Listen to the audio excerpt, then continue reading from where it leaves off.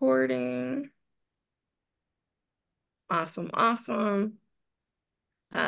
Great evening, everyone. My name is Lindsay Peel. I am a certified score mentor here with the Charlotte chapter. I am joined by my partner tonight, Larry, and I'll let him introduce himself. Great. Thanks, Lindsay. Before I introduce myself, um, imagine my surprise as I'm preparing for this session and I get on around 5:10, 5:15, and realize that I have no internet service. So if you see my movement like this, it means that I'm conducting this thing or trying to help Lindsay conduct this meeting through my iPhone. And I feel a little bit limited, but I'll try to give it my full attention. My name's Larry Wright. Um, I've been working since the age of 8, which, if those are questioning this, it means I've been working for 57 years. And that means that you can see from the top of my head that I'm kind of an old guy. Um,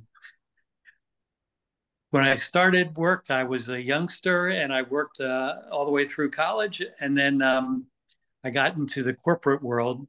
And for the first 20 years of my life, I climbed that ladder thinking that was the ladder to success. And I kept on wearing those ties every morning and the suits. And um, my last corporate job was with the Vanguard Group. I got relocated to the Charlotte area and helped launch the Vanguard Group. Um, I said, what's my title? And they said, you're second in command. So I second in command. In 3 years, we hired 1,200 people, and about a third of those people reported into me. And I had no idea what I was doing, but I really loved it. I loved it so much that I realized that I loved leading people and I loved building organizations. So when the Vanguard Group told me to come back to the Philadelphia area, I said, no, I'd like to try something different. And for some strange reason, I opened the first Dunkin' Donuts in the Charlotte area in Indian Trail, North Carolina. And opened that first store. And then 20 years later, look at us, we had 13 stores and 11 million in sales and 185 people reporting in. And it was the greatest experience in my life besides the birth of our children, the marriage to my wife. But just taught me so much about how to treat people and how to build businesses, and was very fortunate. I did end up selling the stores a couple of years ago, and now I have 2 investment properties in Ocean Isle Beach, which we Airbnb in Verbo. So that keeps me kind of active, not nearly as active as my Dunkin' days, but I'm enjoying my semi-retirement here by the coast. And that's kind of a longer version than you were expecting. But Lindsay, that's where it is. That's awesome. I'm kind of jealous. I think in this point in my life, I'm ready to start enjoying retirement. Some says it's too early, but I feel like you can create and design the life that you want to live. So I am trying to come right behind you, Larry. There you go. Awesome. It is such a pleasure to connect with you all. I'll give you all kind of a long, short snippet of my background. I have been a SCORE mentor now. This summer will make 3 years. I started mentoring with SCORE once I transitioned from Baltimore to Charlotte. Funny enough, last year I transitioned back to Baltimore, but I love SCORE so much, love being able to support the entrepreneurs in Charlotte that I stayed here with the Charlotte chapter of SCORE. So it's so, so, so great to connect with you all. My background is in financial services. I am currently a parallelpreneur. And what I mean by that is I spend my full time working by day in the same industry as I do with my business. I come from the banking background. I've worked pretty much in every role within your traditional retail banking branch, from a teller to a branch manager and everything in between. A big part of my focus was on small businesses. So making sure that small businesses had the understanding and the relationships, the products and the services that they needed from their financial institution so that they can build, scale, and create successful businesses that ultimately took care of themselves, their families, and their communities. I grew up on the back of a small business, so this is extremely important to me. My father's a plumber. My mom has been running the business for over 20 years, so they are my motivation. They are the reason why I go out here every single day to make sure that entrepreneurs have tools and resources, but more so particularly financial resources that they need to be extremely successful. After navigating my banking career, I transitioned out of banking into entrepreneurship myself. So I started my financial consulting firm, and we specifically support entrepreneurs up here in the DMV area in Baltimore and some surrounding states with their personal and business finance. We try to make sure that they focus on 5 key areas known as class, credit worthiness, long-term wealth, asset protection, strategic banking relationships, and strategic asset accumulation. So making sure that entrepreneurs are being intentional about taking care of their personal finances, as well as building and securing some very solid business financials so that you can scale. Full-time, I also work for this organization called Kiva. We are an international microlending nonprofit organization. Here in the United States, we have a 0% interest loan product, 0% interest, no fees, no collateral necessary, no minimum credit score, no minimum revenue in business necessary for entrepreneurs across the United States. So super, super awesome to be here to bring you all some really, really great knowledge, some really awesome information that I hope you guys are able to really take advantage of. We have a pretty intimate group tonight. So throughout our presentation, we would like you all to engage with us, have some conversation. Let us know if you are picking up what we're putting down. Let us know if there are some additional questions that you might have based on some of the information. I am going to share my screen. And if you all can give me a thumbs up, if we see that successfully. Awesome, awesome, awesome. So welcome to Simple Steps for Starting Your Business Session 1. This initial session that we call Startup Basics, okay? A little bit about SCORE. We are a really, really, really strong network of very experienced entrepreneurs, but also business executives. A great number of our mentors are much like Larry. They are enjoying retirement, but they also want to give back to the small business community by providing mentorship. And then you have some mentors who are like myself, who are still working and building at the same time while making sure that we give back. We have a host of resources, tools, events, workshops that you can attend. In addition to our free mentoring, I think that's what makes us really, really special, is that most of the things that we do, are complimentary to our entrepreneurs, but primarily our mentoring is absolutely free. That can be done in person for some mentors who are available, virtual, whatever is convenient for you. Sometimes you might just have a question that you want to send to your mentor and get some feedback on. Whatever is the most convenient way for you, we try to meet you where you are so that you can get the resources that you need. If you have not already bookmarked this website, I definitely would recommend that you do so, charlotte.school.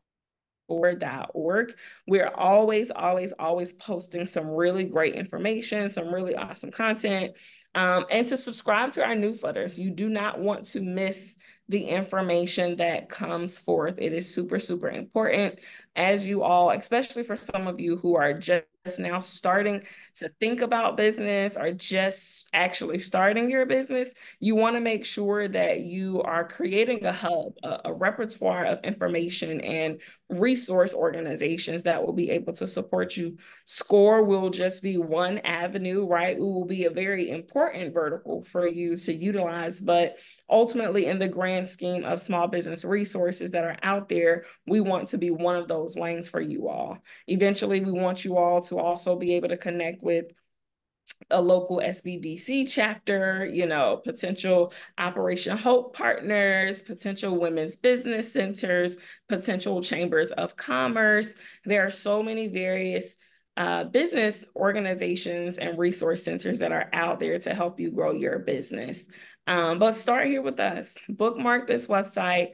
And if you don't see a certain level of information or on a particular topic, let us know so that, we always appreciate feedback, and we want to make sure that we're putting out the best information that you all actually want to see.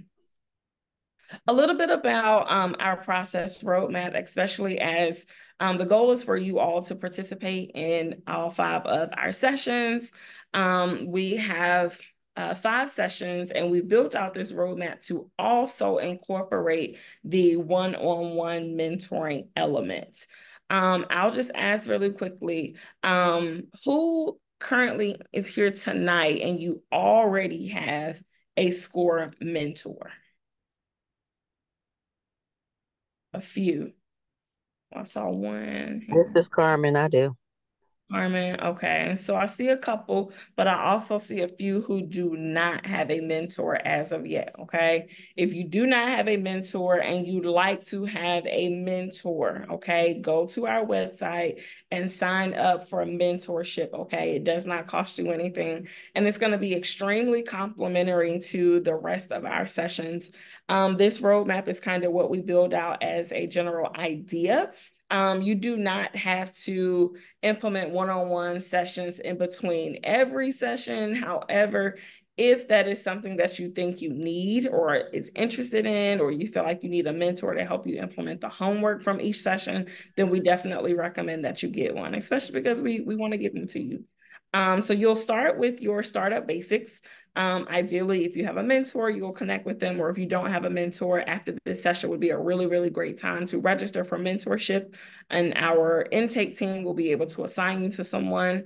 A part of that intake process is you'll let us know what are those things that you're considering, those support areas that you need, so that they can match you with the perfect mentor for you. We have a lot of mentors who are skilled and subject matter experts in a lot of different industries. So based on the information that you submit in your intake form, that will be how you are placed with a mentor. You will then follow up with your business concept session, our marketing plan session, financial matters, and your funding options session, okay? These 5 steps are really here to help you lay the foundation of your business, to help you start building that business plan that's going to be complementary to the work that you do here.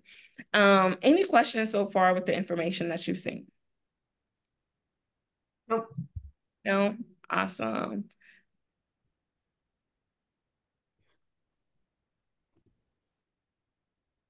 A couple of things that you all will learn tonight. We will talk about a couple of myths and the realities of entrepreneurship. We'll talk about some critical success factors, being able to know your options, components of business ownership, making it legal, business plan basics, assessments, etc.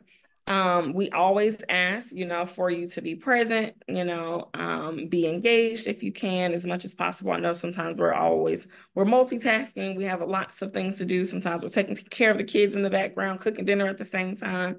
But if you can engage with us, that will make this conversation even better for you all. A couple of benefits. I won't go through all of these, but I think one of the most important things is that it's going to help really give you some directions on what you need to get started. Someone mentioned earlier that we're just trying to figure out, how do we even get started? We're taking this business idea from our head and putting it on paper as a note, a journal, or a goal. And how do we take it from there to creating a real life actual plan for your business that can walk, that can move, that you'll be able to implement in your daily life. We're going to also help provide you with some information that's really going to help you decide, well, is this particular business idea the one that we should pursue? Right? Sometimes we think that every business idea is the one, and sometimes it's not. Sometimes we have ideas that may be better suited for a hobby, or something to do on the side, but not necessarily a full-fledged business. And we want to make sure that we are, supporting you in making that decision. At the very end of the day, we're always going to support the decision that you make, but we do want to make sure that you have the proper guidance to feel comfortable in the information that you are receiving. So a couple of you, only a couple, we have room for maybe, 4 people. If you would like to speak, tell us your name, your business ideas, and what you're looking to learn today.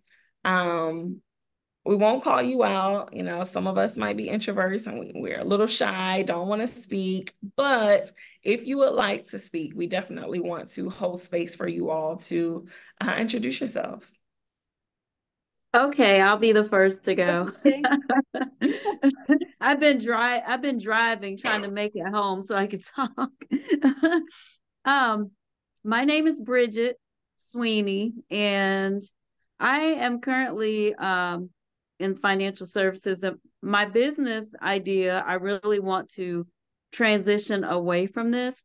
But what I would really like to do is to open up a bed and breakfast, but not just your average bed and breakfast. I want my bed and breakfast to be pretty luxurious, but really to be seen as a a place to go to within itself. Because typically people go, stay at a bed and breakfast on their way to whatever their destination is, or they check into the place because they're going to a certain locale. Well, I want this bed and breakfast to be really like an oasis, because we're so stressed out in our everyday lives. And I just want to be able to provide something, a getaway, if you will, for, your average working person, just to get away. Enjoy some yoga, enjoy some good locally supported chefs, wine, like great food and wine. I just want to be able to provide, a really good, relaxing, and enjoyable experience to the patrons. Great. Um, that's my business idea. What I'm looking to learn today is, like it was mentioned, how to get that out of my head, off of the pages of my journal, to fruition. Looking for information around funding. And then I also would like to get linked up with a mentor. Thank you so much, Miss Sweeney, for kicking us off. We're super excited for your idea. Thanks. Definitely looking forward for you to open. You know, I might have to slide by myself. Really, really looking forward to the Oasis experience. Thank you for that. Thank Anyone you. else who'd like to share? This is Carmen. I will go next. My name is Carmen Scott. I have a mobile skating rink here in Charlotte. It's called Screaming Wheels and Blades Pop Up and Roll. I What I want to learn today is more in marketing or your target market, and trying to actually get more of the target market to rent the rink, um, and to learn how to choose a good marketing company that will fit my brand. Good stuff. First of all, very creative idea. Definitely a creative idea. It's unique to the market. So I really, really look forward to helping you kind of build upon that idea. Awesome. Anyone else who'd like to speak? I guess I can go. Nope. Go ahead. I'll go ahead. My name is Sarah, and I was looking into potentially opening up my own dog boarding and daycare business, which I know there are a lot of in Charlotte, an overwhelming amount, might I add, which makes it a little intimidating in terms of what I can offer that would be different. I do have 15 years in the veterinary industry with being a technician. So I feel like that would set me apart from a lot of others, with kind of having like a medical eye on things. But then my mom also owned her own dog boarding business for 20 years in Florida. And in Florida, she made hers like a country club theme, because that was some really popular places where I grew up, with a lot of the retiree people that go down there and they get their country club memberships, and it's really fancy and kind of a little high class. So she imitated her boarding business, to imitate that kind of feel. And it skyrocketed where she was, and it did great. Now she didn't have a lot of competition down there either with her idea. She was a kennel-free boarding facility, and she did a lot of in-depth interviews with the different dogs to make sure everybody got along. But anyway, so that's kind of the image that I'm going for and the idea that I'm going for. It's a scary idea. So, and again, I don't know where to start. So this is step one. Awesome. Well, thank you for your bravery, Sarah. Thank you for being here, for sharing with us. Thank you. You're so welcome. Anyone else who'd like to speak? Raven, I did see your hand go up. I tried to promote you to a panelist, but I don't think you were able to accept it. So I did also talk. Okay. Here.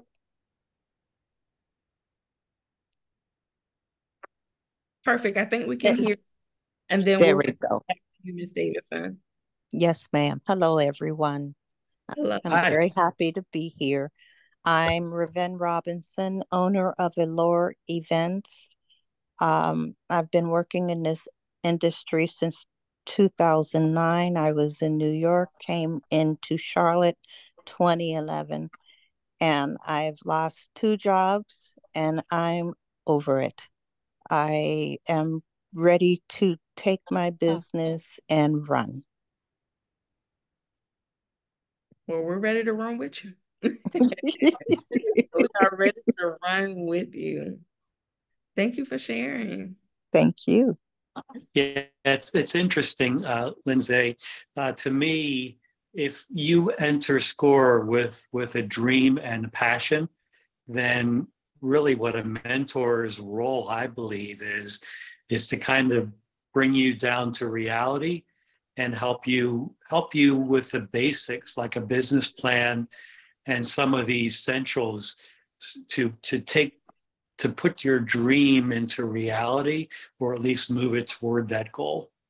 But these are tremendous. I mean, just to hear the passion coming through is exciting.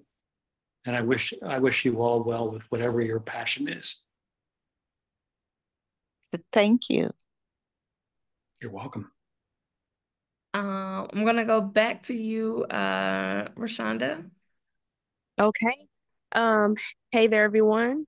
My name is Ray Shonda Davidson. I go by Ray. I am a resident of Charlotte, North Carolina, originally from Washington, D.C. I am what I like to call kind of a serial entrepreneur. I started off as an entrepreneur and I never thought I'd experience corporate America because I enjoyed like the hustle and bustle. And now I transitioned to corporate America and I can't get out of it. I love it because I'm a project manager for a lot of different, like 100 companies, Fortune 500 companies. But it seems as though like my niche for entrepreneurship started off of kind of bumping my head and getting it right. But I think that by acquiring like mentorship and guidance, I think that I'd be able to kind of assess some of the business endeavors that I have to kind of scale them a little bit better and to clean them up a lot more and to allow my operations to be a little bit more fine-tuned. And that's the reason why I'm seeking SCORE to continue to just impart knowledge and wisdom and mentorship. Awesome. Thank you so much for being here, Rashonda. We appreciate you. Thank you all. You're so welcome. Holly, your hand was up.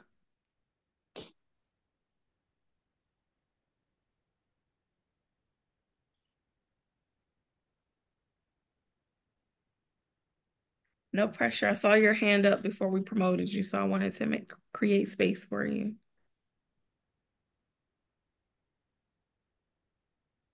Okie dokie. Awesome. Holly, going once, one more time, going twice, just to make sure I don't miss you. Aisha. Hi, I said I might as well raise my hand. I started speaking before and the other lady started speaking. I'm always like, oh, you could go ahead. I'm okay. So hi guys. My name is Aisha Saunders. I've been working almost like the most of you guys. I'm in a financial area. I've been working there for 25 years. And I decided that I wanted to leave that area in banking and actually open up a daycare. So the name of my daycare, I'm going to read you guys my mission statement. The name of my daycare is Missions 88 Childcare. The staff is in partnership with the community at Child Missions 88 Childcare. It is on a mission to empower the mind through knowledge, understanding, and love. We understand that we are on a mission to instill fresh beginnings daily.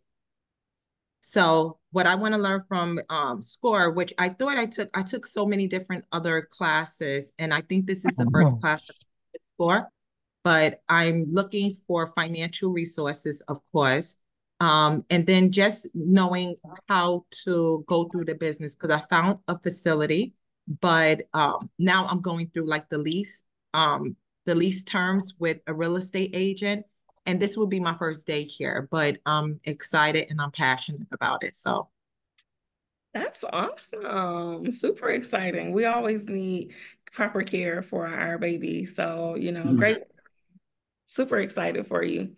Holly said she was trying to get her mic working. Uh-oh, I think we lost her. Was that Holly? She's back. Can you hear me? Yes. Oh, okay. Yes, I made it. Sorry about that.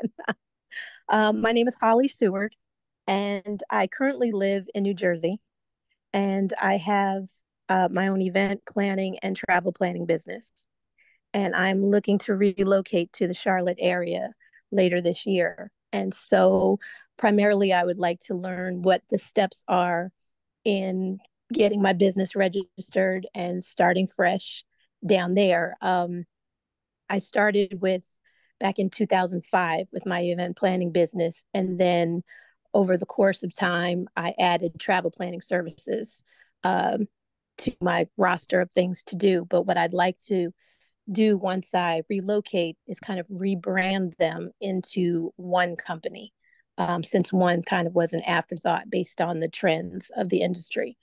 But I'd like to rebrand them as one company and offer the services collectively. So that's some information that I would just like to learn on getting the steps together to start my business in Charlotte.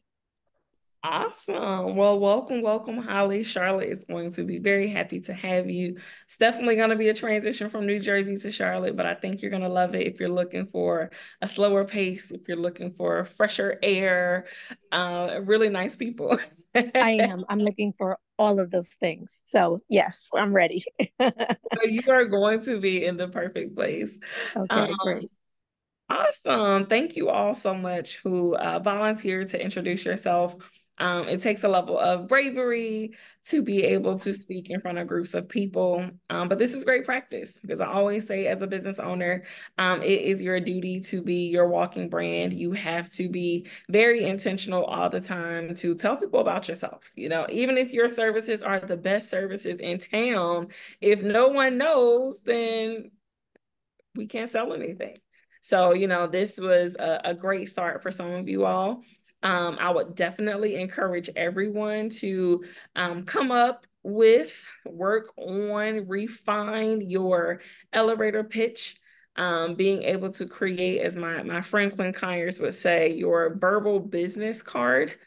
So that when you have an opportunity to meet, engage, and network with people, whether it be other professionals, other entrepreneurs in the industry, you want to feel comfortable being able to articulate who you are, what you do, and why you do what you do. Sometimes you only get one chance, and we always want that one opportunity to be the best opportunity. A couple of things, a couple of housekeeping rules. If we are not speaking or looking to speak, we're going to try to keep everyone muted just to kind of avoid any other background noise. If you have any questions or anything throughout the presentation, please feel free to raise your hand or drop them in the chat. There is 2 opportunities to place your question in the chat.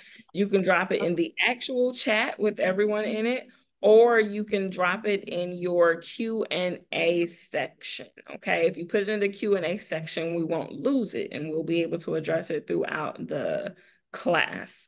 Awesome. Another thing, you're safe here, your family here. I always like to create very safe and comfortable environments for everyone to say, hey, Lindsay, I don't know about this. Do you mind expanding on this? Or Lindsay, you know, do you have some additional information about this? You know, this is a very safe place. We want you to show up, you know, and what you don't know and not being afraid to ask, because you ultimately don't know what you don't know until you find out what you did not know. A couple of myths and realities of entrepreneurship that we like to start with, because I think, you know, social media glorifies entrepreneurship so much, and they paint these really beautiful pictures of the vacations, of the G-Wagons and the tax savings and all of the great things. But there are some really, really important myths that we have to dispel about entrepreneurship. One of them being, as an entrepreneur, you won't have to work that hard or put in such long hours. That is false. That is not accurate. Whoever said that, I don't know where they got that from. The reality is that you will more than likely probably work much harder and much longer hours than you probably did for somebody else when you're building your business, especially in the beginning phase. In those initial startup years, you're building your foundation, and we want to make sure that you have a strong foundation in your business. When you are building upon a rocky foundation, when the wind blows, it will disrupt what you're building, right? If something happens, the conditions around you, if they happen and we don't have a solid foundation for that business, a lot of times we find ourselves in a very difficult and complicated situation. So I think a big part of creating a solid foundation for your business is understanding what entrepreneurship is, but also what it is not. Entrepreneurship is not a way to work less hard for more revenue, because usually you're going to work harder for less revenue in the beginning. Let's be honest. Let's be very, very transparent here. You won't have paid vacations. You won't have paid sick leave. You won't have the luxury of, you know, I don't feel good today, or baby's out of school today, and we get that paid time off. We have to create that in the world of entrepreneurship, which ultimately takes time. It takes financial resources for you to get there. And typically you don't just get there in the beginning stages of starting your business. And these things are not to scare you, right? It's just to make sure that we also can bring you back to to reality, while sometimes we float in this idea up here of our business and what we're creating. I believe that you can create any and everything that you desire to create, but we also have to bring in a very realistic element to that thinking and that designing for what we want. Another thing, my product and service is unique and there is no competition. That is probably false. Whatever you do, no matter how rare it is, I promise you, somebody probably do it somewhere. Even if they don't do it in Charlotte, they probably do it somewhere. And it's important to understand your competitors. What are they bringing to the market? How can we, you know, really create our value proposition? What's going to set you apart? We can walk into a grocery store right now, walk down the bread aisle, and we can see almost 50 different brands of bread, right? So competitors exist. However, I truly, truly believe that if you are called to entrepreneurship, then your customers, they are going to be called to you and your voice and what you do in the way that you do it. So while there is competition, do not let competition stop you or hold you back from realizing your dream that you have been given. Another myth, okay, and my finance people, y'all know, okay, business owners can deduct everything so you won't have to pay taxes. That is false, okay? Of course, your taxes are ultimately based on your net income, okay? Yes, it can be lowered by subtracting expenses, right? We can have our gross income and we can subtract some expenses and oh, this is a business expense, that's a business expense. Sure, yes, that can exist as well. However, ordinary and necessary expenses, okay, that are for your business. And there are some very strict restrictions that can apply. So you want to make sure that you are keeping good records, okay? Good record keeping, at least 7 years of keeping your records, okay? Whether it's digital or if you're still keeping paper records, bless your heart, but you can do that if you like. Just make sure that they're accurate records. It's going to be very important, you know, that you have an accounting system that you're able to put your information in, that you have, you know, accurate bookkeeping. And if you are documenting things as tax write-offs, that you actually have the justification for that. We do not want to get in any trouble with the IRS. But also, I'll just drop a couple of extra gems here. As a business owner, okay? The real success is not measured by how large your tax refund is, okay, based on how much you were able to deduct as a business owner, okay, especially to lenders. The real key of measuring, you know, your success in business, especially when it comes to revenue, is how much money you actually have to pay in taxes sometimes. So, you know, we don't want to just aim for getting the return, creating the deductions, because also on paper, we want to make sure that we are always in position to be lendable. That will be something that you'll learn in our funding options workshop. However, it's important to start thinking about now, okay? It is very important. If you know at some point you're going to want to access some business capital, some traditional bank lending, or even some CDFI lending. A CDFI is a community development financial institution. If you want to look into some alternative lending, you want to make sure, okay, you want to make sure that you're not always writing everything off, because what will happen is on paper to a lender, you will become more of a risk if you are writing everything off all the time. And after a few years of doing that anyway, you don't want the IRS looking at you funny because you're 5 years in business and you're still writing off everything and we're not able to profit anything. So we want to really think about what your tax strategy is. I know some people might have a tax preparer who only does their taxes one time a year, and they don't really have any additional financial planning or tax planning outside of that. As a business owner, okay, there are going to be some very important people that you're going to want to have in your corner. I like to call this your bail team. Write this down, okay? Your bail team. B is your banker. A is your accountant. I is your insurance agent. And L is your lawyer, okay? These are 4 primary people that you are going to want in your corner while you're starting and building a business. And it is not too soon to have either of them, okay? The sooner the better, honestly. The sooner you can identify people who would be a great participant in your financial winning team, okay? Tap them. If you know a banker, have a relationship, especially because a lot of us already have banking accounts somewhere. If you have a good banking relationship, they may be the bank for your business as well. Have a conversation, okay? Don't just focus on your transactional relationship. Make sure you actually build a relationship with that banker or that branch manager, because they're going to also talk to you heavily about myth number 3 if you are looking for capital, especially because your lenders are going to be looking for typically your last 2 to 3 years of tax returns. So it's super important to not get caught up or fixated on what you will be able to write off in your business, okay? Myth number 4, as a business owner, you won't have a boss, okay? And that is not accurate, all right? Some of us might have challenges with management or leadership, and while that may be okay, right? While you may be transitioning out for a reason, because I do believe that sometimes we leave bad bosses, right? However, the reality is that when you're in business, everybody becomes your boss at that point. Your clients, yep, your clients, your customers, whatever you want to call them, they're going to become your bosses as well.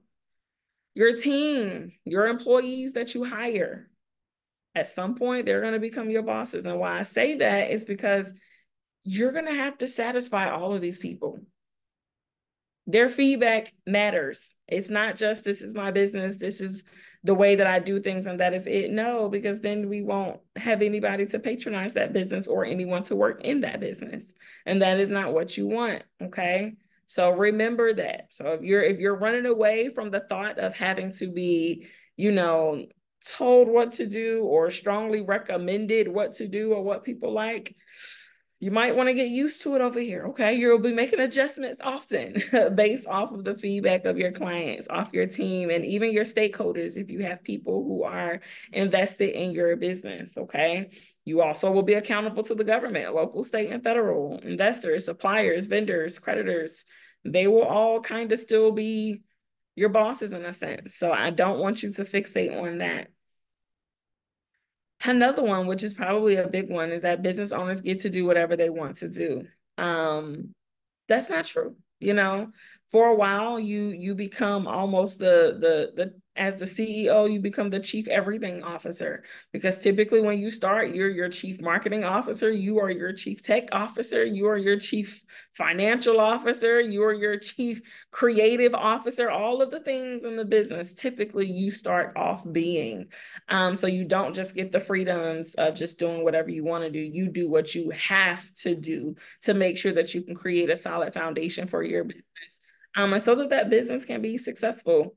I'm sure some of you have walked into a restaurant before and you have seen the owner. You might not have known, but the owner, waiting tables or, cleaning those tables, because you have to do what you have to do. Somebody calls out, guess what? If that's your business, you need to be ready to step into that. So just a couple of things to help you all to wrap your mind around the realities of running your business, especially if this is the first time. If we're just, transitioning out of corporate, or even transitioning out of nonprofit into building your own business, you want to make sure that you do the mental work first, because that's truly the starting point. I'd like to tell my clients often that when it comes to running, building, and sustaining a business, it starts with you, the person who is behind the decisions that are being made for that business. And you want to make sure that you have a great sense of reality. You also have a great sense of just business foundations, but also just personally. You want to make sure that you are able to show up in your business and show up in your business as an asset to your business and not a liability to your business. Planning, proper planning is key when you're looking to start your business, okay?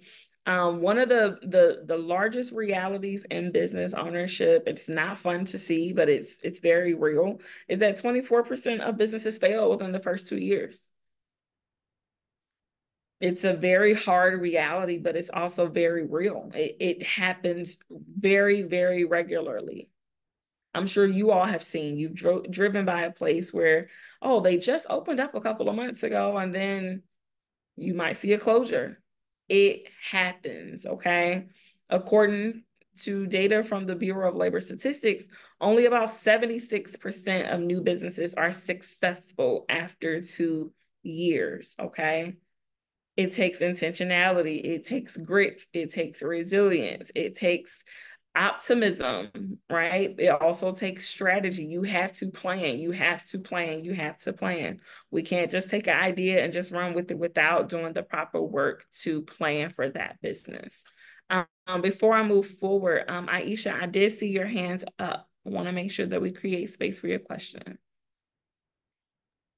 It was actually, I put it in the group chat. I don't know if you was able to see it, but yeah, because I could not do the Q&A. I was trying to do Q&A. But the acronyms that you said before, I know the first one was B for banker, I was trying to get that. A for accountant. A for accountant, N for? I for insurance agent. I for insurance agent, okay. And the L last one? for the lawyer. Okay, perfect. Thank you so much. So welcome. You are so welcome. This is what we call your bail team, okay? Your bail team. Everyone needs to have one, okay? And with your bail team, their job is to work for you, okay? To make sure that you are getting the tools, the resources necessary that you need, but most importantly, so that you are creating a solid financial foundation in your business. Some additional statistics, okay? Only about 50% of businesses are still active and successful after 5 years. Okay. There are about 4 main reasons why small businesses fail. One of them is lack of planning, because we didn't plan, or we created a lean business plan, or we put some things on paper, but once we created it, we didn't touch it again, okay? You will probably hear me say this again before the night is over with. Your business plan is a living and breathing document. It is not something to create one time and then you put it on the shelf and you don't touch it again, okay? Your business plan is to be touched, adjusted, revised at least once a year, but sometimes multiple times a year if you have things that are changing and that are happening in the business. You want to put your successes in the business, those wins, okay, that you will see happening for yourself. You want to add them to your business plan. You might start your business today and you have one idea and you have maybe 2 or 3 streams of, income for that business, or income generators, whatever you want to call them. And then you might try them out and they just don't work anymore. So then what we have to do is create another way to serve our clients, come up with another solution, another new product, a new launch, a new marketing campaign. But you have to be able to make those adjustments. And sometimes those adjustments, they need to be made in your business plan as well, okay? One of the other reasons why many businesses fail: insufficient capitalization at startup. You just don't have enough capital to get started. Because honestly, sometimes not having enough capital is just as bad as not having any capital to start your business. It's a real thing. I like to tell people often, you want to start securing capital for your business in the beginning. Some people may say differently. Some people may say don't go applying for credit until you need it. I am the opposite. You apply for credit before you need it. For those of you who are still working, who have a job, who have extra income, okay, that income is going to help you get some business credit in advance, okay? You might not be ready for a loan or a line of credit, but you might be able to get you a business credit card. If you have pretty good personal credit already and you have income personally that you can bring to the table, I'd say apply for that business credit card. Help use that business credit card to cover some of your business startup expenses, because what you don't want to see is you going into a lot of personal credit card debt for your business, or you exhausting your retirement accounts for your business, okay? Those are some major things that you want to think about not doing. How do we plan around that? And if we don't have the capital that we need to start today, in order so that we don't do those things, then maybe we need to go to the drawing board, really be able to analyze our resources to see where we can tap into some potential business funding before we put our personal credit at risk because we need it to start the business. Yes, ma'am. I know, me again. I'm so sorry. You're touching on so many points. So someone told me before, I actually applied for a business credit card just so, because right now I'm like, okay, I'm an operational manager at JP Morgan Chase. So I know that it's easier for me, especially I applied for it with Chase. So it's like, okay, now one other thing I was thinking about is looking, because finance rates is shifting, interest rates. Should we look at taking the equity out on our home as opposed to getting a loan? Is that like beyond? Okay. So home equities are a very interesting conversation, especially in the finance environment today, because some banks aren't even doing home equities anymore right now. Some are not. I always say that if you feel comfortable and strong enough in your business idea, and you feel comfortable enough to withdraw equity from your home to launch and get that business started, then sure. But we want to make sure that we have a proper plan, we have some projections, you know, that we have some movement in that, because what you don't want to do, of course, is to put your home at risk, especially if that's your primary residence. A lot of people do.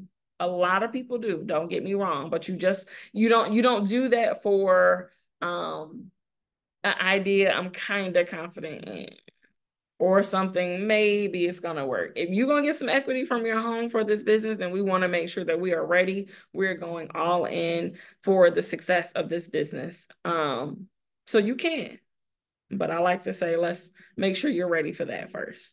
Thank you for that. Oh yeah, of course.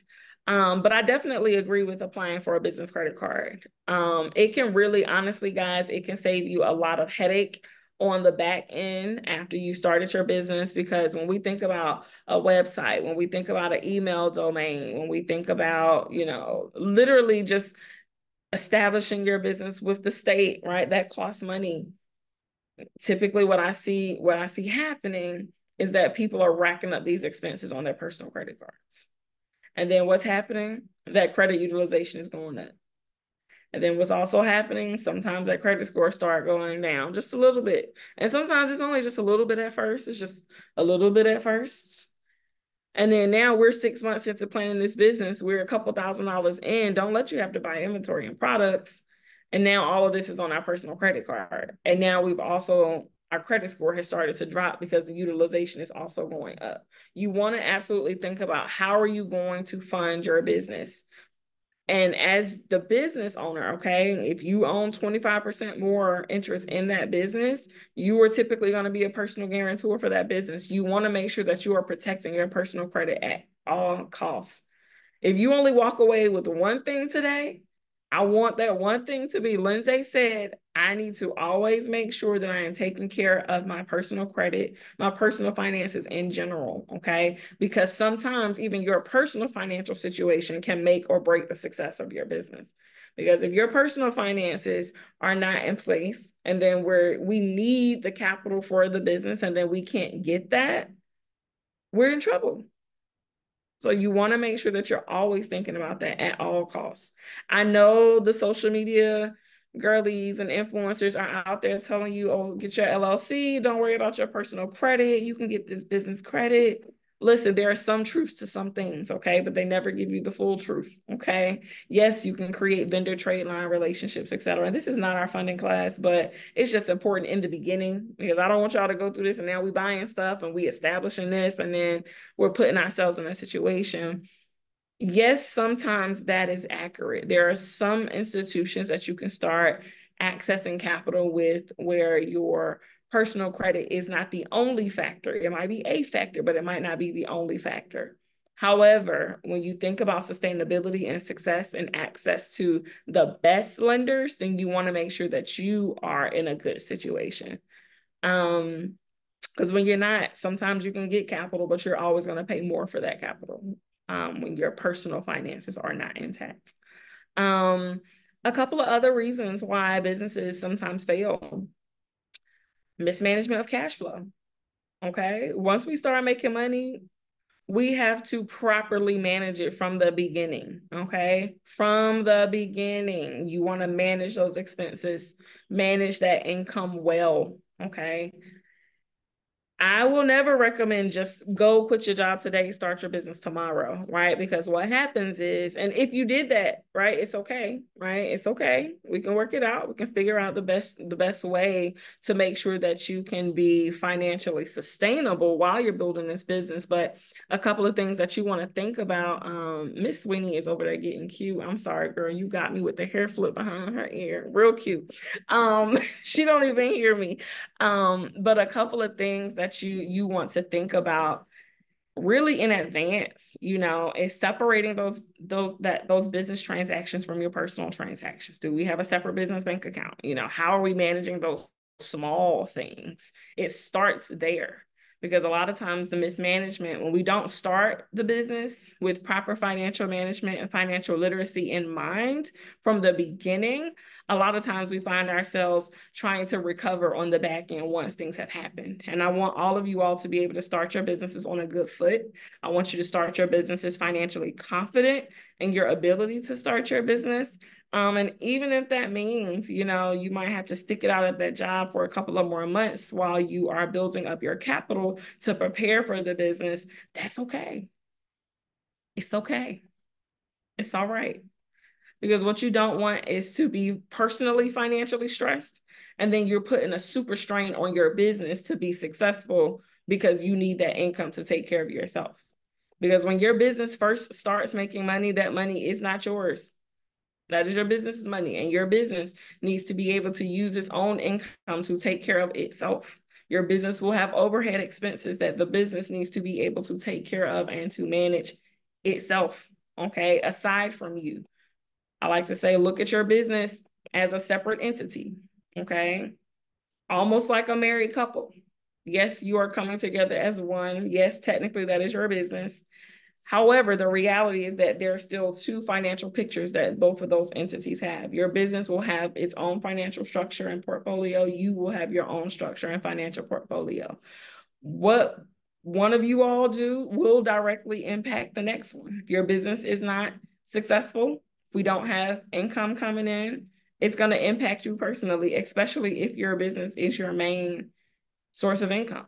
But also the other way around, what you do in your personal finances, it can impact how you manage your business as well and your ability to gain access to the financial resources that you need. Another reason why businesses fail sometimes is improper pricing, you know, especially if you are a for-profit business, you want to make sure that you are planning properly, making sure that we are doing pricing analysis, okay? Making sure that we're properly pricing our services and or our products so that we can see a profit, okay? We are not in the business to be giving it all away. Yes, I do believe that when you're starting out in business, there are times where you are planting seeds, okay, where you're creating investments in your business. You might go networking, you might have to pay for a couple of events, or you might have to pay a coach or a trainer or, you know, a resource partner. Sometimes, you know, you have to give out a sample of your service, or sometimes you have to show up for that speaking engagement and they don't have an honorarium for you. Sometimes you do have to do that, you know, to build your business, to build your brand, to support what you're creating. However, in moderation, we have to just understand, right? It has to all be planned out. It has to all make sense in our overall grand scheme of what you're doing, what you're building, okay? But most importantly, we want to make sure that you are properly pricing your products and services, okay? A couple of success factors, you know, that we like to say contributes to keeping businesses up and running and sustainable and scaling. Having the proper educational experience in the field.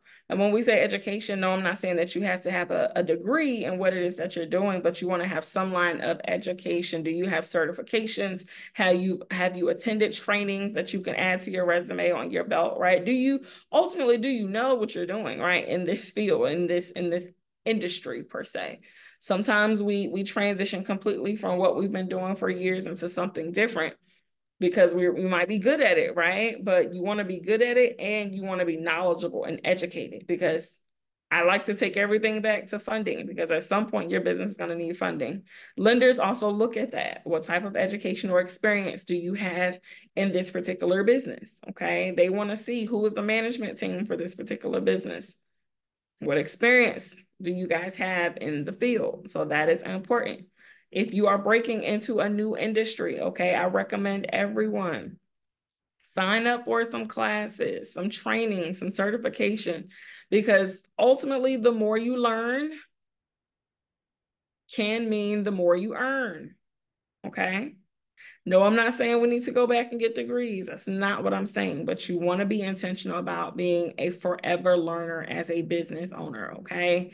You will get busy, your time will become limited, okay? But There are auditory things out there, podcast resources, things that you can listen to. Plus, we have Google College and YouTube University. It's lots of information there that you can learn, but you want to be skilled. You want to feel confident in your ability to manage this business.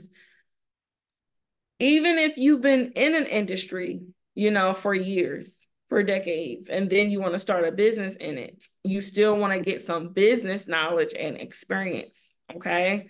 Because working for someone and doing a thing and starting it and doing it for yourself is still two very different lanes, because before you were not making all of the decisions, okay? When you become a CEO, you are now making all of the decisions. That's a very different conversation. So even if you're at the thing that you're implementing, you want to make sure that you also are getting that business knowledge that's going to help you to be able to operate that business. Hey, Lindsay. Yes. We have a good couple of questions from Selma. I didn't mean to interrupt in the middle of your thought, but Selma is participating, and it sounds like she established her business a little bit prematurely. So in the Q&A, she's been paying state and registered agent fees every year, and not capitalizing on her business. She's asking if she should dissolve the business now and restart it when she begins going the business, making some money. It just seems like she asked this question after you had mentioned about spending with no capital. Perhaps it's not a good idea. So didn't know what your thoughts were there. Yeah. Or I can give you mine, and then you can tell me if I'm right or not. So a couple of things, and Selma, one of my questions to you back is the income that you're spending on your business, is it putting you currently in a tight income position? Or do you have the funds to pay and to kind of pour into the business right now? So She's saying no. Okay, good. So if it's not putting you in an uncomfortable financial position, this is my piece. And then, of course, you are then left to make your decision.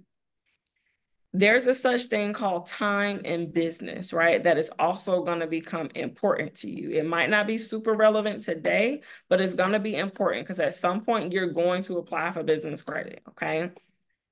And they're going to ask, how long has your business been established?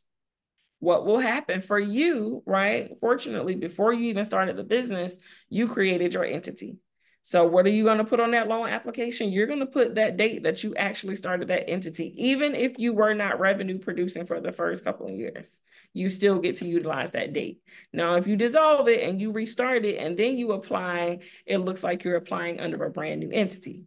So, there are a few ways to think about that. I don't necessarily think it's a bad thing, right? As long as we are intentionally building the business, right? We don't want to just sit idly on it and we're not doing anything and we're just spending money, because that becomes a waste. But if we're actually moving in the business, we are doing some things, we're building the foundation, that's just a part of your upfront investment in your business. We all will have some form of skin in the game that we have to put into our business before we actually start producing revenue. So it can be okay. We just don't want to, let it sit too long. Ooh, 2012, girl, you got some good season. That's a good season business that a lender would see. So technically, if you were applying today and they were asking you, well, how long have you been in business? And when they're looking at your articles of organization, it's going to be since 2012. So they're going to look at you as if you've been operating fully for almost 12 years, which from a lender's eyes, they're going to be happy to see that, because the grand scheme of things, they're going to, even if you start, let's just say you start producing income this year and you apply next year. Typically when they ask you, they're going to ask about your income from the previous year. So even if you didn't produce any income for the first 11 years, and then in the 12th year, you produced income, and that's the number that they're looking for on the application, that will still be helpful to you because your business was established for so long. And I have some clients, that I've supported in that case who, or even who had businesses established and just didn't know how to activate business credit. And once we started applying, they were getting approved for lots of things because they had been in business on paper for so long. So it can work very well for you. And at this point, I definitely would not get rid of it, in my opinion.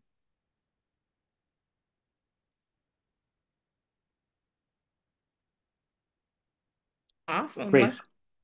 Yeah. Thank you, Selma, for sharing that question, and Lindsay, great answer. Of course. Awesome. A couple of things. Strong work ethic. When you are the CEO, okay, realistically, in the beginning, you're going to work harder than everybody else for you and your business, okay? And that is the expectation. You should be. You absolutely should be investing your time, your energy, your resources into your business and making sure that it can be successful. You gotta have a strong work ethic. Every day you are not gonna wake up motivated. I promise you, okay? And I can speak from personal experience. Some days you just want to stay in the bed, but then you have to think about the people you have to pay, the clients who are probably looking for you, the things that we need to produce. And guess what? Sometimes we just gotta get up and handle our business, I do believe in honoring what your body needs in some cases. Sometimes you need to get that rest, right? So that you can be able to operate at your maximum capacity. However, just generally speaking, you have to have a strong work ethic. You have to be able to efficiently manage your time. I like to tell people, start time blocking, create hours of your day that you're working on certain things, especially as a lot of you all are kind of in the beginning stages of your business. You all kind of get to determine how much time you're investing in your business, okay? You want to be effective now before you even start fully fledged serving clients and operating in your business, okay? It is super, super, super important. For my people who are still working right now, but you're looking to start your business, you have to be effective with your time, okay? Once you get off work, you got to invest some time into your business as well, okay? Some days may differ. One day you might have an extra 3 hours to invest. One day you might only have an hour. One day you might only have, listen, I only have 30 minutes tonight, but I'm going to give it what I have. You have to be intentional about managing your time because your business needs you. And it's going to take some time to get you up and running. A lot of time, it takes the most time in the beginning. So be willing to invest that. Lindsay, I'm having a challenge with managing my job and my business, but build out the stages of what you're doing in your business and processes. What is the goal that we're looking to accomplish and how can we break that goal up into manageable processes, mini processes, so that you can still accomplish the goal. Because at the end of the day, we want to still make sure that we're creating a comfortable financial setting for you to be able to start this business. Your ability to manage and multitask. Y'all know you got to multitask already, right? Without being in business. So once you're in business, you super start multitasking. But you want to, again, make sure that you are efficient in that, okay? Of course, your willingness to ask for help and take advice from others. Let us plant this seed today, okay? Just like it takes a village to raise a child, it takes a village to build a business. It takes a village to build and pour into an entrepreneur. You cannot do it all alone. You cannot do it all by yourself, okay? So don't even fixate your mind on this, my baby. I got to do it, because that is not sustainable and it's not scalable, okay? You want to be able to understand that you need help so that you can ask for help. And understand that asking for help does not make you weak. It does not make you less knowledgeable. It does not make you inadequate. It just means that honestly, you're smart because you know how to ask for resources that you need, okay? Fill in the gaps, those areas of opportunities that you may have. Just because you become a business owner do not mean that you become the expert in everything. That is false. That is not true, okay? And because that is not true, we want to make sure that you understand how to ask for resources, okay? Take advice from others. Be diligent with that advice though. I always say you want to have a level of discernment. And being careful what type of advice you're accepting. If you're sharing your vision with someone, and they don't support it, they don't see it, they don't understand it, you know, they're telling you don't do it, you know, that might not be the advice that you need to take unless it's logical, right? Not even unless it's logical, but if there's something that you take from that conversation that it's like, okay, well, maybe I should apply this, but more so advice from people who are actually helping you to accomplish your goals and your dreams. They may notice things that you can't see, right? A lot of times we're looking at our businesses with rose-colored glasses because it's our baby. Your mentor, your coach, all of the various people that are going to become a part of your village, your business's ecosystem, you know, you take some solid advice if it's applicable. You know, take what works and get rid of the rest. And making sure that we have adequate capital.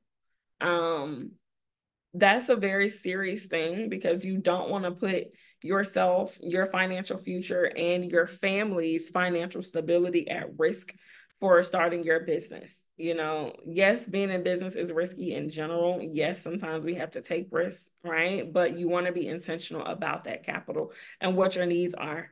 If you all have not already, you know, I want you all to start Googling, start creating a startup budget. You know, what does it look like? How much money do you need to start your business? And thinking about all elements of your business, okay? From how you operate digitally to what systems and softwares you use to what your potential marketing campaign will be, how to leverage that. You want to do that type of in-depth planning in the beginning so that you know how much you'll need to start that business. Is super important. I did see a question. Let me go to the chat really quickly. Yeah, we do have a question from Latasha, asking if it's best to start your business website even if you haven't gotten everything together, or should she wait until everything is together? So, Latasha, I think it's best to understand what is your desired outcome of that. Is it just to have a website, or are we looking to have a website because you are already speaking to people and you want to be able to send them somewhere to look at? You know, are you looking to start collecting email addresses right away to start building your subscriber list so that people know what's happening right in your business as you prepare your launch? If we're going to be intentional with it, absolutely. I think it's definitely beneficial. Even if it's just a landing page to say, you know, under construction, but sign up for, you know, updates. We'd love to have you, you know, create that pop-up box so they can give you their emails. And that way you're also building your repertoire of people to ultimately market to update as you start moving in your business. So as long as you're going to use it and use it well, then absolutely. But if we're not quite sure how we're going to use it yet, then, you know, save the expense until you're ready. But I definitely think it could be helpful. And those are some ideas that I just kind of gave you. If you want to go ahead and start your website, go ahead and use it. Because a lot of you will start networking, you will start having conversations with people, you know, even before you are fully operable. And it is great to have somewhere that you can send them, you know. But it's even better if you're also collecting their email addresses so that you can then create your email newsletters and you can send it out. You can let them know when you've started. You can have a promos attached to, you know, the beginning start, whatever that may look like. Recommendation website like GoDaddy, Wix, Squarespace. Those are some platforms that, you know, are fairly user friendly, that even if you don't have any, you know, experience in building websites, you can still kind of build a pretty great website using those platforms. Aisha, I hope that was helpful. Wix, and Selma did suggest at Biz websites. She found that helpful to start with a free trial at Biz websites. I'm not familiar with it, but thank you, Selma. Yeah, same here. Awesome. That's it. Okay, perfect. Back into it. Do you have the financial resources? And y'all, I know I've been talking money this whole session. This is not our funding class, but as a business owner, you always have to think about the financial stability of your business, okay? Understanding your starting cash needs is essential, okay? How much do you need? Whether it's going to be on tools and equipment, okay? Whether it's going to be on leasehold improvements. Sometimes you may sign a lease and they say, hey, we're not making any updates in here. So if you need to build it out or make some updates, a lot of times that can be on you as the business owner who is renting that particular space. So you want to account for that. But if you are a business owner, if you guys are looking for commercial real estate right now, it's a very interesting market for people in commercial real estate. So you should be able to have better negotiating power, because a lot of places and buildings, they're looking to get people in there just because of the shift from the pandemic. A lot of people left out of brick and mortars, and some have not returned. So if you are looking for a brick and mortar space, you're working with a realtor, make sure that they are aggressively advocating for you and strongly negotiating on your behalf. Okay. Sometimes you can even negotiate complimentary 1 or 2 months rent up front, or either taking the initial rent payments and put them on the back end, of the lease. There are so many different things that you can negotiate. You can negotiate, the owner's help in building it out. You just, whatever it is that you're going to need for your business, you want to make sure that your agent is able to understand that and articulate that and advocate for you. It's going to be super, super, super important. License and permits. What do you need to run your business? Professional fees, insurance, accountant, setting up your bookkeeping, QuickBooks, your softwares. What do you need from a professional fee perspective? Do you want to have an initial consultation with an attorney to make sure that you're setting up your entity property? Do you have the correct entity based on what you're looking to do?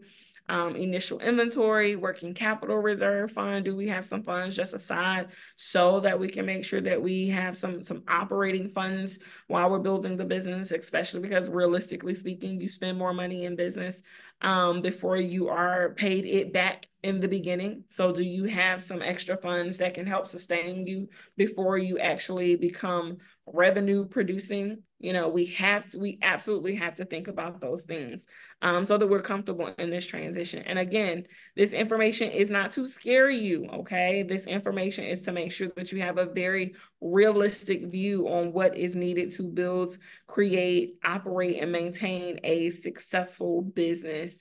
And of course, understanding that your industry type, will definitely determine the type of funding that you need. Some people may need a little bit more startup capital than others based on what you're doing, but that's okay. The biggest thing is that we want to know. We absolutely want to know what it's going to cost you. Financial considerations, things to think about. These are the real questions sometimes that you want to ask yourself when you are trying to figure out if you're ready to start your business. You definitely want to be able to determine your personal monthly budget, right? What is it going to cost you to live, especially for those who are looking to be in business solo and not have any type of, additional income streams? What is your number? What is your monthly number that it takes for you to live, your cost of living? Being able to truly analyze those areas where you need to cut back, right? What sacrifices do we need to make in this season of business so that we can be successful? Okay. A lot of times when you are starting your business, you cannot spend the same way as you did before you thought about starting a business. Okay. Because you are the backup plan for your business. Okay. And you want to make sure that you have the financial resources that can support you. Okay.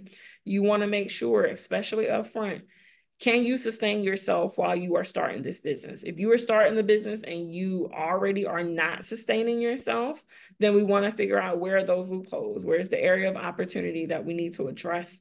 Because the reality is that, okay, some of you might not like me after I say this, okay, but a lot of your personal financial habits, they will translate into your business financial habits, okay? You want to make sure that you are solid personally, that you understand your spending habits, why you spend. For some of us, we might have to address some financial traumas first to really understand the habits associated with how we handle money, our current relationship with money. But it's important to address it so that you can have a level of understanding and so that you're being intentional with how you operate financially, okay? You might have to let go of that Netflix subscription, or you might have to let go of, every 2 week hair salon visit to once a month, for a little while until we're able to get the funds that we need to really build and lean into that business. It is a season. It is okay to make sacrifices for the greater good of your business. I promise you. You want to think about what type of outstanding debt you personally have before and while you're starting your business. Okay. If you have a lot of revolving debts, credit cards, lines of credit, and they have high utilization rates, you want to be intentional to pay those things down. Because first, if you think you're going to apply for a business credit card and we have a lot of high personal credit card debt, that's probably not going to happen. Or you may apply, you just may not get the approval that you're looking for. You want to be intentional to set yourself up personally, financially, to be okay when you're starting this business. What do we have in savings? Okay. And what do we have in savings that can potentially support the business versus what do we have in savings that is separate, that is our emergency savings for you personally? Again, you and your business are two separate entities. You all will have two separate financial portfolios. It's super important to think about that very, very early so that you can set expectations and set financial boundaries for yourself as you are starting your business, okay? As you're thinking about that business and we're thinking about financial organization, that structure, okay? And you want to make sure that your business, and you won't have all these accounts today, but you want to make sure that you're thinking about, my business needs an operating account, that main account that's bringing in most of the income, paying most of those operating expenses, okay? Do we have an emergency savings for that business? Just like you personally need an emergency savings, your business do too. Your business may go through slow seasons where the income is not as high as your peak seasons. How are you going to sustain? We need to make sure that we have those savings to take care of it until you're able to recover. Also, emergencies just happen in business. Your stove might go out, something may happen, and your business needs to have the funds to take care of those emergencies, okay? It may take some time to build that emergency reserve, but again, these are things that I'm sharing because I think it's going to be important for you to create the mindset around these things so that you're creating the structure necessary for things to fall in place. You want to have your tax account, okay? Usually, as an entrepreneur, especially once we start creating income, there are going to be some tax obligations. You want to start preparing for your taxes early in advance, having some money to go aside in that tax account, whether it's monthly on auto transfer or quarterly, okay? However you determine to pay your taxes, you want to make sure that we have money on the side. That's a part of your tax planning. We do not want surprises from the IRS after we file and we didn't know, we didn't prepare, and now we're trying to scramble, okay? You want to set yourself up. You want to be intentional.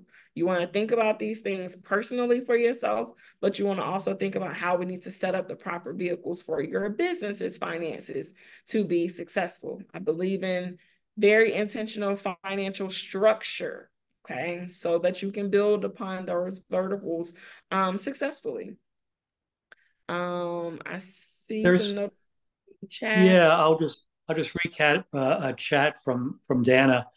In 2022, she wasn't allowed to open up a business based on her job, so it was opened up under her husband's name. She did make some money, but it came through as 1099. She's wondering what she should do, whether to dissolve the LLC and reopen or change ownership, which of course to me sounds like a smarter, more prudent move. Yeah, I would, before dissolving, I would see about a transfer first, and see if that's possible. You may need to speak with a business attorney. For that, there'll be some, operating agreements involved. If you don't already have an operating agreement, they'll probably create one new one under the new operating standards of the business. You'll definitely probably need to submit a document to the IRS for the transition of that EIN number. I would explore the transfer first, only because your entity has time. Right. And then there's a number of comments. People are helping each other, it appears. Good. Appreciate that. And this is why networking is so important. This is why it's so important. You never know what resources are in the room. Perfect. Let me check Q&A. We're good there. Comment on business website question. Okay. All right, cool. Awesome. Knowing your options, okay? Knowing your options. Up, Aisha, I see your hand really quickly. I took it down. But really quick, so you know that the SBA, they have like links to the government websites for government grants and stuff like that. And I forgot, you go through sam.gov and you apply, and then you go to the government grants website. What do you think about that? As trying to have that to utilize that for, you know, your expenses. Yeah, grants are awesome. Just the process in general, working with the government, in various ways. So from a government contracting perspective, because you still use sam.gov when you're looking to become a contractor with the government. But speaking from grants in general, it can be helpful. The only thing I like to tell business owners is that you don't want to get fully dependent on grants. If you win them, if you get them, it's amazing, right? However, when we're just solely focused on the success of our business being dependent upon grants, it just puts us in a very vulnerable position because grants are not guaranteed. You know, yes, you can win some, but a lot of times you put more effort in, and sometimes those are no's that we get.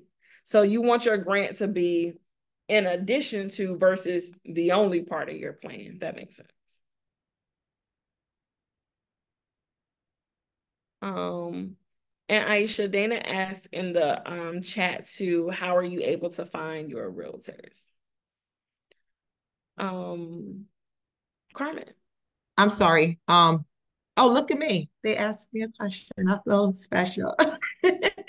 No, I actually Google everything. To be honest with you, I usually sit here and I sit at my desk and I'm like, okay, no less than 3 a day. And I'll sit there and I'll call 3. And if they don't respond by the next day, I'll call 3 more. So I just usually go on different sites and I just find Google. And usually if they can't help me, they know a commercial realtor that can. So I have somebody named that I just put up for Latasha. If you guys want me, I just actually did it to her privately. I could actually share a couple of names of people who I found out that could help me a little bit. I hope that helps. Yeah, good stuff, Aisha. Thank you for that. You're I'm really welcome. big on the word ecosystem. We have to build our ecosystem of support of resources, because that's how we grow. That's how we build. That's how we scale. We need each other. We need the resources. So thank you all for being willing, open to sharing. It's very, very helpful. Carmen. I was trying to come off mute. My question is, every time I talk to someone, they like, well, you got all the those titles that you need to use to get money, like you're a veteran, you're African American, you're a female. But I don't find a lot of money out there for just to say you're a small business and you need funding, because a lot of it be for businesses that I'm not in. Like, so, and it's since my business is so unique, I've been having a hard time finding that. And then I do have a business credit card through Capital One, but I need to purchase some things, and they told me that I need to use the card more. So it's like, well, I need the money like now. So can you increase the card so I can, get what I need? And they was like, well, once you use the card more, then you can, submit to increase. So it's always something like that I'm just trying to figure out what to do. Yeah, the capital journey is a game. I'll be honest with you, Miss Carmen, it is a game. A lot of times you are trying to understand the rules to the game that's with rules that's never really been properly explained to you. I find that often. A couple of things. I would also connect with like your local economic development center, or your local small business centers in Charlotte, because a lot of times if there is funding available from a city level or even sometimes from a state level, they may be able to share that, especially when we think about your veteran status. From just a general like DEI perspective and funding in business. It's a very scary time right now. I'm sure, if you watch the news or if you've seen what's been happening with the Fearless Fund and, those programs are at risk. Are they still there? Yes. But sometimes they're a little bit hard to find, and a lot of organizations are kind of pulling back what they have created as a special program because they're trying to avoid lawsuit ultimately. So there are some out there. We just kind of have to be connected, find it, connect with your local resource partners. I also just dropped in the chat, hello, Alice. This is a link and platform that I really like to use. They send out a lot of information around, workshops, seminars. They also have a business credit card. They're really like a hub, a business resource center for funding. They have lots of grant opportunities that come through, but also how to build business credit, et cetera. Another thing too is nav.com, www.nav.com. That's another one that I would just recommend looking into. Nav is like a business credit marketplace. So it gives lots of resources and information around how to just access business funding. I'm also dropping another document in the chat here for you. Carmen, this is a spreadsheet full of funding opportunities, and really this is for everyone. It's over 100 different types of funding opportunities. Some of them are state specific, some of them are for other countries, but a lot of them are here in the US. Take advantage of them, go through them. They usually update this spreadsheet at least once a month with new opportunities. You'll have the date that it was usually the program was released, and then you'll also have the deadlines in here. There is a lot of resources in here. I hope everybody here click the link, open it up, even if you can't view it right now, or take advantage to read it right now. Just at least save the link, because some of this, will potentially be helpful for you all at some point in business. Okay. Yeah. Couple of things. And I just realized that I'm semi-tight on time, so I'm kind of going to go through this information. Again, still, you guys are our priority. Yes, you can save and download the chat. If you are currently in the chat, there should be a little page thing with like a folded edge, a smiley face, and 3 dots. If you click on those 3 dots, it'll give you an option to save the chat. I hope that's helpful, Christine. If you're on a phone, it's not going to look the same. If you're on a phone, you might want to screenshot it, but for the links, you definitely want to open them, because in a screenshot, the links won't open. Awesome. I'll jump back in. Of course, you all have been looking at this slide, so you've seen it. Advantages and disadvantages of starting a new business. Of course, some advantages, not being hampered by a previous reputation or technology of an existing business, choosing your own location, the freedom, right? But disadvantages also exist. No existing customer base to build on. It's a much bigger risk. No real track record. So sometimes you may have difficulty obtaining financing for that business. But there is also an option around, buying an existing business that I don't think enough people really explore. Of course, you want to get business, advice around this. You want to, talk to a broker or an attorney or an accountant in this space. You also want to make sure that you feel comfortable with the financials presented from the previous owner. But, there are definitely advantages of purchasing an existing building. Business, a lot of times they have, established clientele and suppliers, a known location. The business is, has a known quantity with a proven formula or name that works, can review financial records. Your business will, of course, have a track record. So a lot of times it'll be a little easier to obtain financing. But there are also, of course, disadvantages. Does the business have a good reputation? Is inventory obsolete? Will you have an employee issue? What are you inheriting in that business? You want to make sure that you definitely do your due diligence, but it's great to know that there are options. You do not have to start from scratch. Franchises, that is a huge one, okay? And we have a franchising expert here with Larry. So being able to think about those advantages and disadvantages of buying into a franchise. You know, a lot of times you're buying into a method, into a system that works. And you have support. When you buy into a franchise, you usually get the support of that organization. Sometimes they place you with mentorship. But Larry, I'll let you jump in and kind of give some feedback on, you know, purchasing a franchise. Thanks, Lindsay. Yeah, I'll be brief, but the best part I think about starting a franchise is you really don't have to have that big vision or that big dream.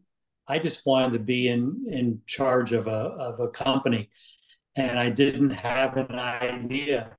So I just I knew that Charlotte needed a Dunkin' Donuts, and when I opened the first one, there's now more than 70 in the greater Charlotte market. There's a lot of positives. A good franchise will show you everything you need in order to run your business. Some of the negatives are you're really not completely in charge. You're in charge of the finances, but you have to salute and do what the franchisor says. Otherwise, they have the ability to fire you in essence. And actually, we got a couple of our stores because they fired other franchisees, and we had the opportunity to buy their stores from them. So there's a lot of positives. There are certain negatives that you'd want to think long and hard about. But it's certainly a way to go, as is the potential to buy an existing business. Not enough people think about that. For instance, the Sarah, you with your dog boarding idea, I'm sure you'll be fine creating your own, but you know you might want to look at Biz Buy Sell, BIZBUYSELL, and Biz Buy Sell. There might be a dog boarding business that's established that the owner wants to get out because they're either older or they want to do something else with their life. So this would give you a chance to actually buy an established business and then turn it into your own. So there's just a ton of different ways to get into business. Question is it true? You said that website was Biz Buy Sell, so I can put in the chat for them. BIZ. BIZBUYSELL. And then the question about franchises from Selena, is it true you need to have cash on hand, not loans, to purchase a franchise? I would say that without too much fail, a franchise will require you to be able to have a certain amount of cash on hand commitments. And then most good franchisors will have lending partners to help you get the balance. But it would be very difficult to go into a franchise without some significant cash on hand. Really great advice. Something that you can also think about too, though, is that when you are seeking financing for franchises, you can also potentially qualify for SBA financing. So I remember absolutely. I had a business owner who he had just purchased a Meineke franchise, and we were working through an SBA loan for him to, you know, take care of that. So there are financing options available. And honestly, sometimes because you're buying into a system, they prefer, you know, funding a franchise over, you know, a brand new business, or even they prefer funding a franchise over buying an established business that has, you know, a traditional mom and pop name, you know, versus the national name behind it. To that end, the SBA funding was exactly what we went for my first store. did not have the experience in the business, but the franchise name and the financials that they were able to show in other markets allowed me to get the franchise. So excellent point. Yeah, which is very helpful. So, definitely do your due diligence. Do your due diligence, okay? Just buying a franchise does not necessarily make it easier to run a business in general. It just means that it's a business in a box, essentially. You get the tools and resources, but you still have to assemble it. You still have to manage it and maintain it and work it and scale it. Because your franchisor, they also want you to make money from that business and additional money for that business. So it is still very, very important for you to be intentional about your level of investment in that business. Okay. But if you know that you're potentially interested in a franchise, when you're looking to request your mentor, I'm putting you out there, Larry, don't hesitate to say, I would love to work with Larry. Awesome. Home-based businesses, remote businesses, just a couple of, advantages and disadvantages. Convenient work location, less overhead usually. Of course, if you are working from home, you can write off some of your home expenses, some of your living expenses for your business. Okay, we did talk about write-offs in the beginning. You usually would do that based on a percentage. What percentage of your space do you use for your business versus what percentage of your space do you use personally? And then they do the percentages of the individual bills that you have to pay for. But again, you want to work with an accountant, okay? You don't want to make up this stuff on your own. You don't want to predict what's what. Work with a professional, okay? But then you got some disadvantages to working at home. Family distractions, sometimes it's difficult finding financing. Another just factor I'll just throw out there, for anybody who is running a home-based business, or is considering running a home-based business, I would definitely highly recommend, especially from a funding eye, to have a virtual address. Like, you don't want your business address to be your home address. Funders, they look at that. I won't say that they'll say no completely, but it could reduce the amount that you get approved for, based on where the business is residing. So you can get a virtual address for that business, the Regis, or, various virtual mailbox companies. Or if there are co-working spaces, nearby that offers, virtual mailing address options where you'll have an actual address at a physical location at that facility, and they will collect the mail for you, etc. It's always better. One, because you don't want clients coming harassing you because you served them some food that was too spicy and they got upset and something happened, and then they looking you up on your business and your address is your home. Okay. You do not want them popping up at your house. But also too, you got to remember that your business records are public. Okay. So people can go to the state website, type in your business information, and see the name of that resident agent, that person who's representing that business, and that address. So I would definitely recommend getting a virtual address that's not necessarily your home that you are using. I don't want to butcher your name. My name is Aurelie. Along the same lines of what you're talking about, I have a remote business. And apart from the address, I think it's very important to have a professional telephone system set in place. There's so many options nowadays. And the good thing about a remote business is that you have so much flexibility. And the company we work, we hire a lot of people worldwide. So we have very limited overhead expenses. So it's also a good plan. You're very isolated, and that's one thing for sure. And it's not easy to have the distinction between your personal life and your business life. But nowadays there's so many tools like Zoom or whatever else that can be used. I think it's also a good option to consider. Yep, that's very important. Even too, when you're working out of your home, something to think about is sometimes you may need additional insurance options. Sometimes you need commercial insurance for the space. So you always want to, have those conversations as well, just kind of being prepared for that. But thank you for that ad. You definitely don't want to be using your personal phone number, absolutely, for your business, especially if it's going to be posted on Google or on your website. You absolutely want to have a different provider for that. Even if you're using the same phone, you might just have a software that is sending the calls to your actual device that you use. Nonprofits, nonprofits are businesses too, and they need to be ran properly and accordingly. And there are advantages and disadvantages to nonprofits as well. You may qualify for more grants and foundation grants, government grants, the protection from liability for directors and employees. A lot of times they can pay salaries to employees and consulting fees for contractors, but also a couple of disadvantages. You have to apply and actually qualify for your 501c3 status. Just because you start, excuse me, just because you establish a nonprofit doesn't mean that you automatically obtain that 501c3 status. It is an application process.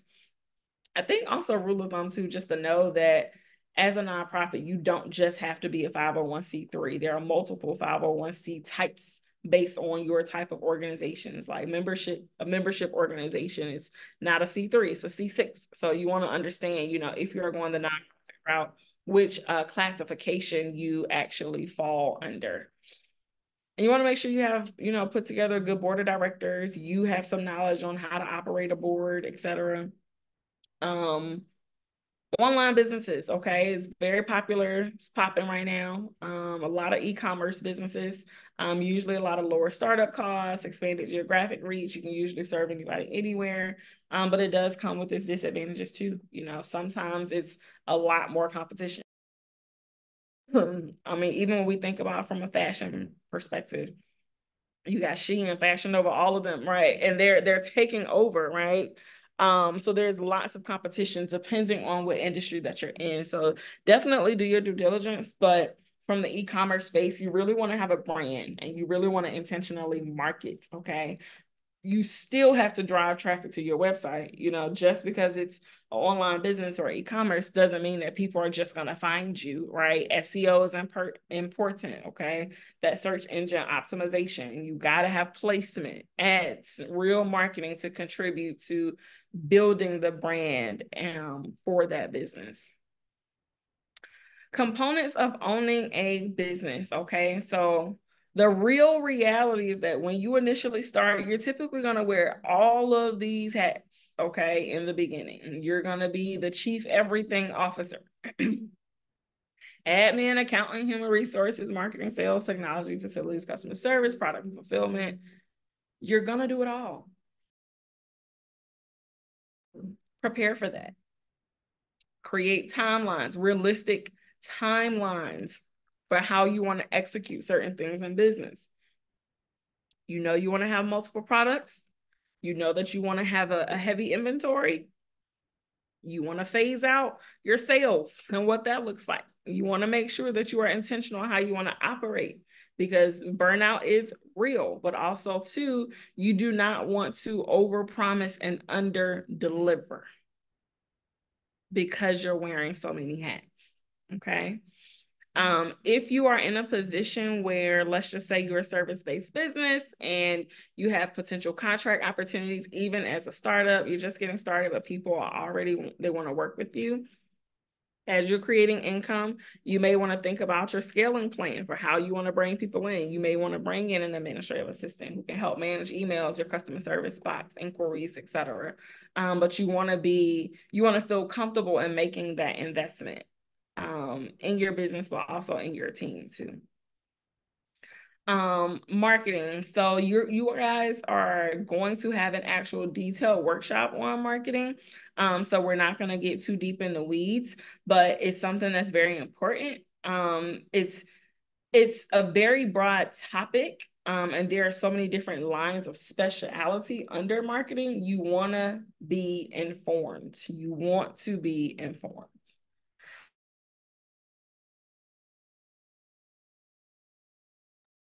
Am I stuck here? Branding. There is a difference between marketing and branding, and we want to be able to understand that difference. Being able to have name recognition, logo recognition, right? Being able to have an identity in your business. That is branding. How you communicate that is the marketing strategy. Larry, I saw you come off camera. Did you want to jump in for a moment? There's a question in the chat about can we briefly discuss the process of securing a business name? And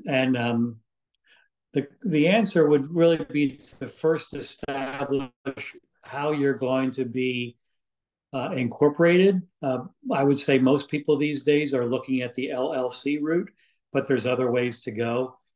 You can either have your attorney handle this for you, or if you're fairly good on the computer, you just go to the North Carolina Secretary of State and file. If the name is available, I've done EINs, which is the employer identification number through the government, and the Secretary of State. I've done them both the same day. Really simple. Thank you for that. If you don't feel comfortable, there are also platforms that do it for you. You just kind of have to give them the information, like LegalZoom, a couple of other ones out there as well. But a lot of times you're spending more money because they're doing it for you versus you doing it yourself. You can save some money a lot of times on the service side of things if you go to the websites to do it for yourself. Like I know I've seen people get charged for EINs, and EIN numbers are free, and it takes less than 5 minutes to obtain. So you're paying for the convenience of someone doing it for you. Yeah, the other way, of course, would be to get a mentor through SCORE who could hold your hand through it. The follow-up question is PLLC versus LLC. I believe the word P is for professional, and that would be for specific types of industries, such as an attorney. I don't have any more knowledge about that, but an LLC is for the broad business terminology. Holly. Yeah, I just wanted to piggyback on the domain name and registering your business. I just wanted to give a little piece of advice. Just make sure that you own your domain name. If you go through a company that will host your site and your domain name is, your company name.com, .net, whatever your web address is going to be, but just make sure you own that, because sometimes if you go through a company, they'll run it for you, and you don't always know if you have the rights to manage it yourself. And the reason I know that is because I went through one of those companies here in New Jersey, and I had a client come to me and say, are you still in business? Because your website's not up. And I didn't realize that the person who was running it for me ran into some personal problems at home and just dropped the ball on her clients.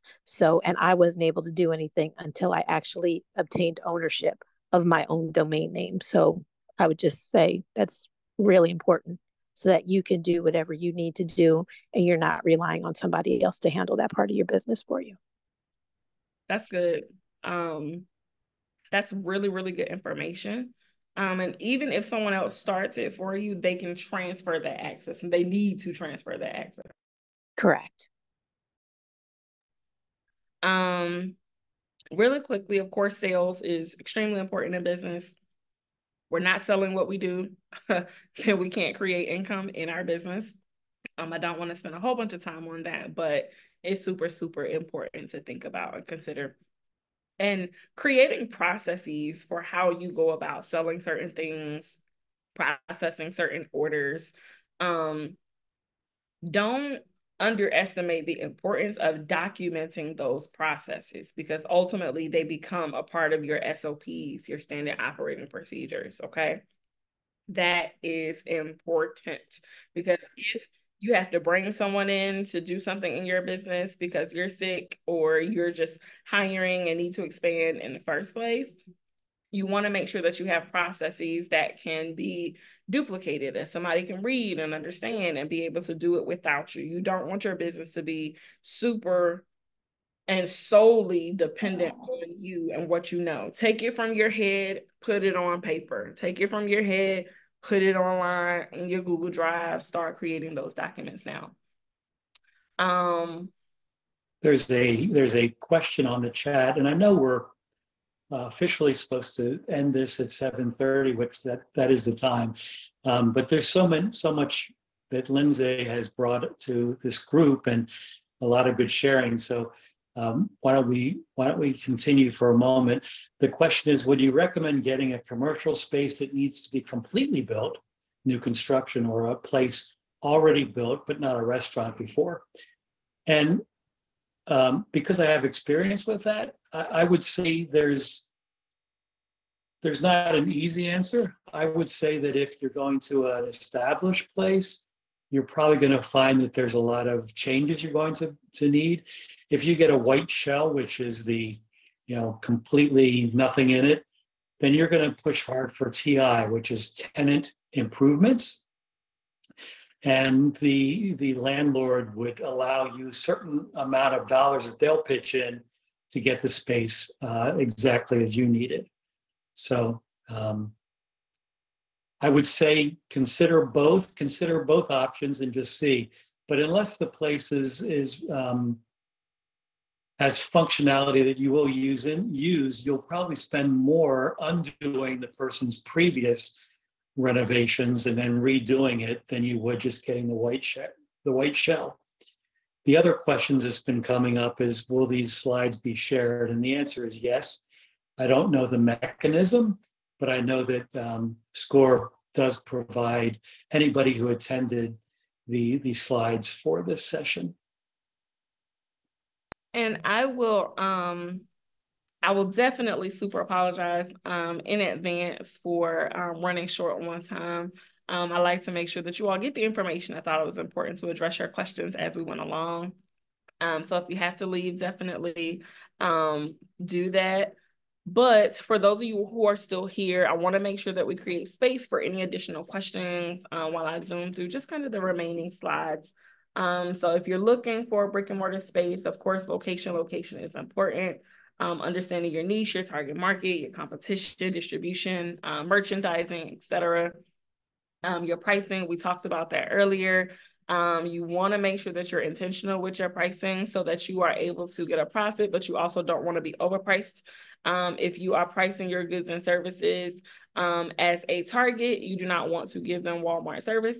If you are pricing your goods and services, as Dollar General prices, then you don't want to give them, Target customer experience either, because you don't want to come up on the short end for that business. So super important things to think about. Assess your competitors. What are they doing? What are their strengths and weaknesses? What do clients like about them? Why do clients stay?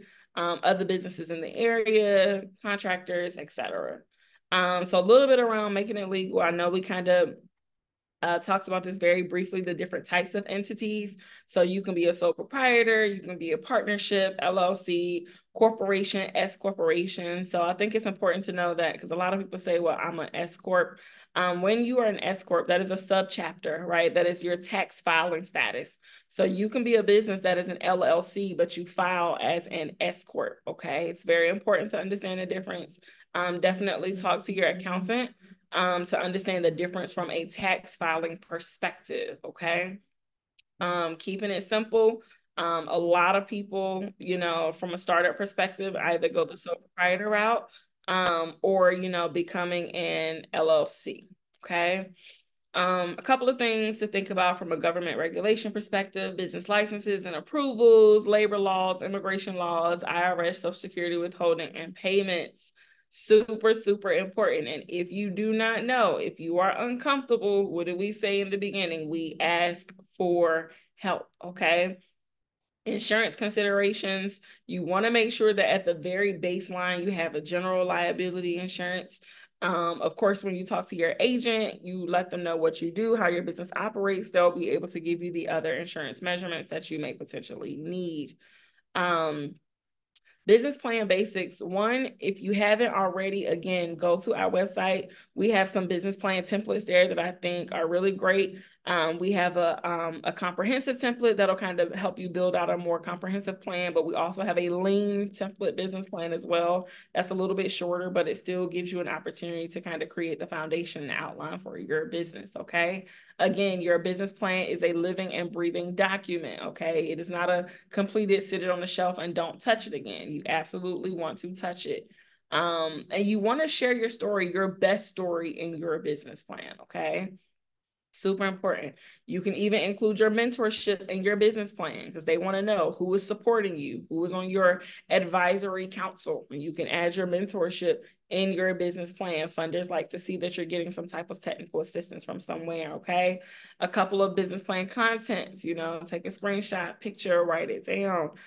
Table of contents, your executive summary, and of course, breaking it up into various sections, your business, financial forecast, supporting data, okay? If there are any wins, things that you accomplish, you want to add them into your business plan. It is super important. You know you're going for funding. Do not turn in an old business plan that you have not touched in years and you don't even know if it's still fully accurate, okay? You want to make sure you do your due diligence in the beginning. Every business owner needs, forgot it was in the slide, but you pretty much have your built-in plus your business mentor, okay? So you want to make sure you have your banker, your accountant, your insurance agent, and your lawyer, and your business mentor, okay? Super important. That's it, y'all. Y'all stuck it out with me. Thank you. Very exciting that you guys stayed with us. I'm gonna pause sharing my screen so that we can see your full faces. Any additional questions before we go? Let me see. Awesome. Super glad to hear that, Selma. Thank you, thank you, thank you. Thank you, Micah. Yeah, thank you for the feedback. Yes. I will share a 10-word thing that I after 65 years, I kind of look back and figure out how I've been so fortunate in this life. And it's dream big, plan smart, work hard, stay true, and pray daily. And that's hopefully those are words to live by. Definitely a drop mic moment. It's a being in business for yourself. If that's really what's God's calling, go for it, and you will not regret it, no matter what the outcome. Amen. Stick to the vision. Stick to the vision. Thank you all so very much. We appreciate you all for rocking with us, even over time. Please let us know if you have any questions, any concerns. Please also, if you are looking for a business mentorship, please, please, please go to our website and sign up. Our intake team will be happy to see you. You do have the ability to create special requests. If you want to work with Larry, you know, put it in the notes. You want to work with me, put it in the notes so that our intake team can assign you to us. Again, thank you all, and a wonderful good night.